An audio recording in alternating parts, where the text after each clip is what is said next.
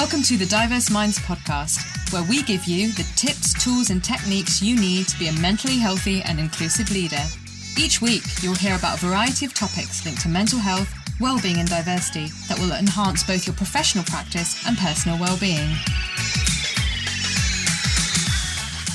Welcome to the 186th episode of the award-winning Diverse Minds podcast.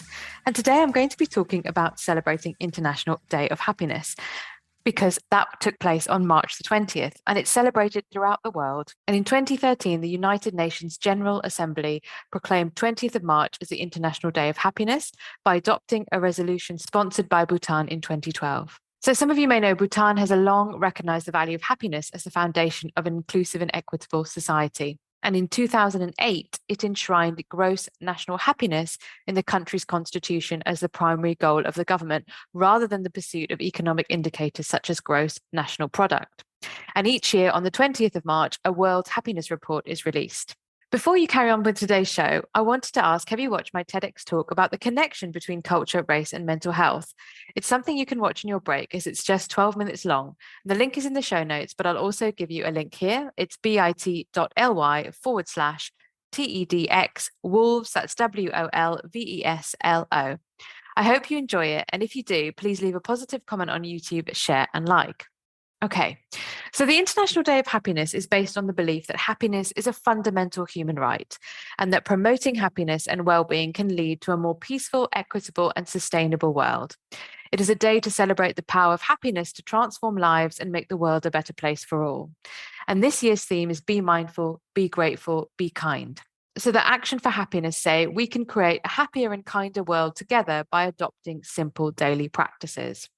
And Dr. Mark Williamson, the CEO of Action for Happiness, says, our world is facing major challenges and supporting people's well-being should be our top priority. And kindness is the key to a happier world for all of us. So how do we define happiness, first of all? Well, firstly, it's about having our basic needs met. So shelter, housing, food, clean running water, clothing. And then social well-being and feeling that life is worthwhile with a purpose. And being able to manage levels of anxiety that come about from day-to-day life and having support networks to enable us to manage this. And interestingly, in the UK, the Office of National Statistics, when it looks at happiness, asks these questions. So on a scale of 1 to 10, how satisfied are you with your life nowadays? How happy did you feel yesterday? How anxious did you feel yesterday? And to what extent do you feel the things you do in your life are worthwhile? Now, that, of course, is a useful indicator for a particular snapshot in time, and we know that things will change. And individuals can be happy and individuals can be unhappy, but also we know that systems are going to promote happiness or create unhappiness, as we see with cost of living crisis, oil and gas, etc., etc. The other interesting thing about happiness is the synonyms. So I'm going to read out some words that are connected to happiness, but of course different to them. So we've got contentment, pleasure, contentedness, satisfaction, cheerfulness, merriness, gaiety, joy, joyfulness, joviality, jollity, jolliness, glee, carefreeness, gladness, delight, good spirits, high spirits, lightheartedness, good cheer, well-being, enjoyment, felicity, exuberance, exhilaration, elation, ecstasy, blissfulness, and euphoria. So there is a spectrum there, isn't there? And interestingly, you might know this already because research is helpful, but I don't think it's not rocket science to work this out, that longitudinal studies have shown that happiness can have positive effects on health and lifespan. And there are many factors that influence how long we live, but we know that having a positive outlook, particularly if you don't have constant stressors, will of course, lead to a general sense of well-being that is then linked to longevity. So what makes you happy according to these studies? Well, surprise, surprise, it's not money or material things. It's not an excess of those. Of course, we all need money and material things to a point that we feel comfort and that we feel that we have enough. But the things that bring long-lasting happiness, surprise, surprise, are strong relationships, helping others, expressing gratitude, and taking moments for mindfulness or meditation. But it can be really tricky, of course, to feel happy all the time. And it's also important to know the difference between happiness and toxic positivity.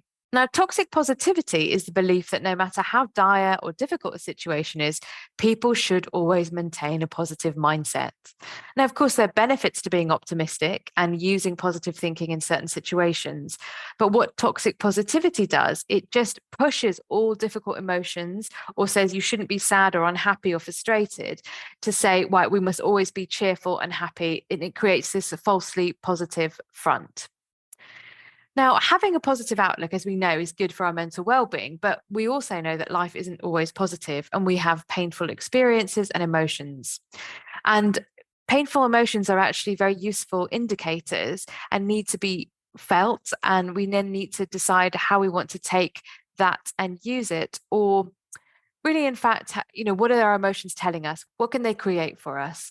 And if we look at this open and honestly, we can then achieve greater psychological health in the long run. But let's say there is a painful journey to be had, and often we have to experience that pain and discomfort. And toxic positivity does take positive thinking to an extreme. So this attitude that just stresses the importance of optimism and minimizes and in fact even denies that human emotions that any trace of human emotions that are not strictly happy or positive are wrong. Now, of course, depending on many factors, your disposition, or maybe you've unlearned certain behaviors, it is possible to be optimistic or think, I'm just going to take it a moment at a time in the face of difficult experiences, challenges, and emotions. But of course, when people are going through traumatic experiences and events, for example, the Turkey, Syria earthquake, I don't think it's helpful at all. In fact, I think it's quite dangerous to say, oh, what an opportunity for them, how great, and being told to stay positive when you've lost most of your family. And it doesn't link to non-judgmental and supportive listening, because of course, if you can't maintain a sunny outlook, that's okay. Of course, in the particular moment, and everyone has their own way of dealing with things. And I often think it's funneling people and letting them think about what's going to work for them. So I really hope you're enjoying the content of this podcast and want to keep up to date. If you do, why not join my bi-monthly newsletter? When you sign up, you'll receive a free copy of my ebook, The Mentally Healthy Leading Manager. And that link is bit.ly/MHLMEBK21. And it's also in the show notes. Okay, so how can we cultivate happiness or a sense of contentedness when we have enough to feel comfortable and meet our needs? Well, there are many ways you might like to do this, but I want to share my experience of taking part in a 100 Happy Days challenge from 22nd of November 2022 to 1st of March 2023, which was great timing actually. And I didn't plan it. I just started on the 22nd of November and went, oh, 100 days, that takes me to 1st of March, which should have taken me through winter, but I think we're still going through winter actually as I speak. So this idea of 100 happy days was created by Dmitry Golubnichi, who talks about this in his TEDx Zurich talk, which I've included in the show notes, which he started in 2014. And I believe the TEDx talk was from 2017. And essentially, it's really simple. Every day you submit or you take a photo and you could submit it on a social media platform if you have one. If you don't have one, you don't submit it, but you keep it for yourself of what made you happy. And this doesn't have to be big, flashy, show-offy things. It can be anything from a meetup with a friend, a tasty cake in a coffee shop. And you'll see if you have a look at mine, there's lots of that. A picture of being cozy at home. Maybe you met someone on a train and they were really kind and you had a great conversation. And it's hashtag 100 Happy Day Challenge. And it's about you, it's not for anyone else, and it's not a competition or a showing off contest. Of course, some people have very glamorous photos of what they did. And if you do want to see mine, you can see all of my 100 on Instagram, and the handle is at Layla Diverse Minds. And yes, I did make it. I did 100 photos. And according to the 100 Happy Days website, 71% of people apparently do not make it through the 100 days because they don't feel they have time. So what did I learn from that experience and how did it help my levels of happiness? Well, I started it because I felt like I was really languishing. I felt very trapped. I felt I couldn't go anywhere. I felt I couldn't really do anything. I really felt the darkness of December descended on me like nothing else this year. And I thought, okay, well, before we really get into the grips of winter, what am I going to do?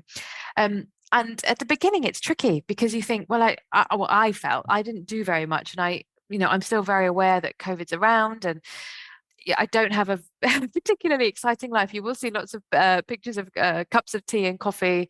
But, what I learned was that the small things matter. And we all know about gratitude. We know that gratitude's essential, but we can feel overwhelmed and exhausted. So it just re-emphasizes that point about how essential gratitude is. It's great and really important to build a practice. And it made me realize I do more perhaps than I think, because I had this story in my head around I never do anything, I never go anywhere. But when I start to look at the photos, and interestingly, when I engage with the process, January is always really difficult. But 2022, what was interesting was December was really hard. January felt a lot lighter, and it was probably one of the busiest social months I'd had in a long time in January. So that was interesting. And I wonder if that mindset change was due to 100 Happy Days. It was very helpful for me to get out of the languishing and keeping myself accountable. And I thought, right, I've got to, what's brought me joy today? I've got to take a snap of it in a positive way.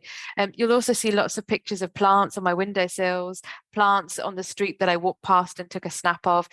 These, for me, it really wasn't big things, but it did create a mini sense of adventure. And sometimes you think, right, okay, I've got to go out and find things. So have a look, see what you think. Again, I'm always slightly skeptical about these challenges.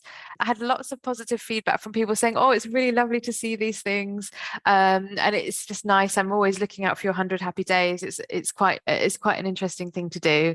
But of course, you'll have your own ways to do that.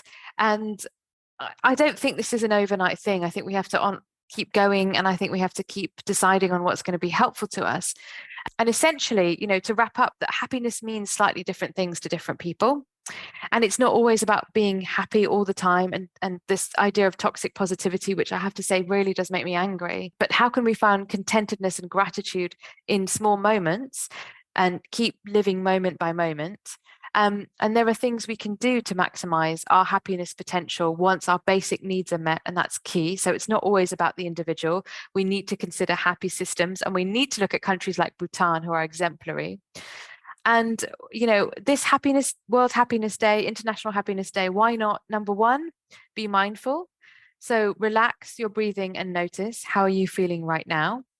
Number two, be grateful. Look around you and ask yourself, what am I thankful for? 3, be kind. With warm feelings, ask yourself, who do I want to send love, support, positive vibes to? So I really hope you enjoyed this episode. And if you did, please leave me a review on Apple Podcasts, Spotify, or wherever you listen to your podcast from and can leave a review.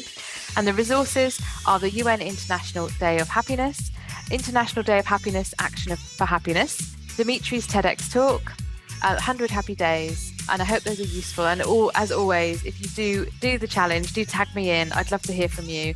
And I hope this podcast episode today has left you uplifted. Until next time, everyone, take care. Thanks for listening to the Diverse Minds podcast. Don't forget to subscribe on Apple Podcasts, Spotify, or wherever you access your podcasts from. You can also connect with me on Facebook, Twitter, and LinkedIn. Tune into next week's episode of the podcast, where I'll bring you more insights on mental health and inclusion. Bye for now.